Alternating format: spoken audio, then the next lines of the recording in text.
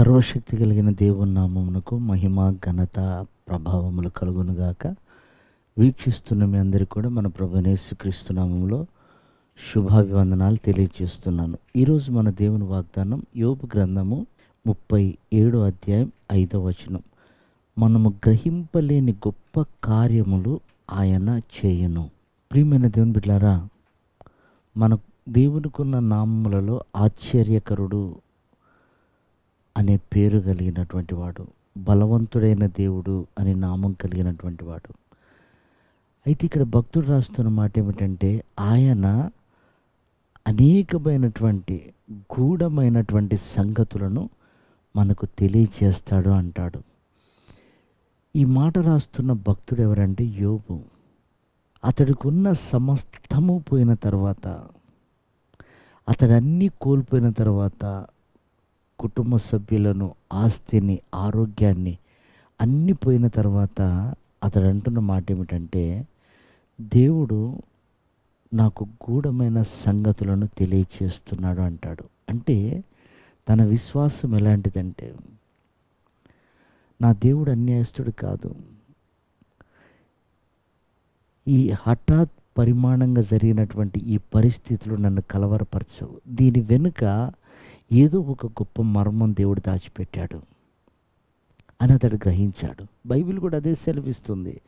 ఒక కీడు వెనుక మేలు దాచిపెట్టబడి ఉంటుందని, నిందకు ప్రతిగా ఘనత ఉంటుందని, అవమానమునకు ప్రతిగా పూమాల ఉంటుందని బైబిల్ సెలవిస్తుంది. అంటే ఒక చేదైన అనుభవం తర్వాత ఒక మధురమైన అనుభవం మనకు దేవుడు ఇస్తున్నాడు. అది గ్రహించాడు యోబు గారు. ఈరోజు మనకు ఒక అద్భుతమైన పాఠం నేర్పిస్తున్నాడు. ఇంతవరకు నువ్వు కన్నీటితో ఉన్నావేమో, దుఃఖంతో ఉన్నావేమో, ప్రభు దాన్ని నాట్యంగా మార్చబోతున్నాడు.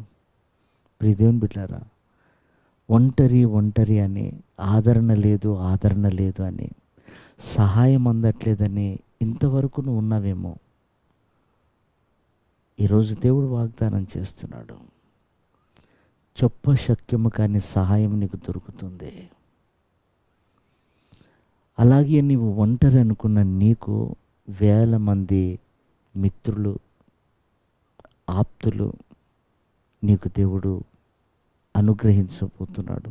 నువ్వు నమ్మగలిగితే దేవుని మహిమను చూడగలుగుతావు. ప్రియమైన దేవుని బిడ్డలారా, అది వాగ్దానం. అది మన పట్ల దేవుడు కలిగినటువంటి ప్రేమ కనుక ఆ వాగ్దానాన్ని మనం అంగీకరిద్దాం, స్వీకరిద్దాం, విశ్వసిద్దాం, నిరీక్షణతో ఉందాం. నిరీక్షణ కలిగి యోబు చెడిపోలేదు, రెండంతలుగా దీవించబడ్డాడు.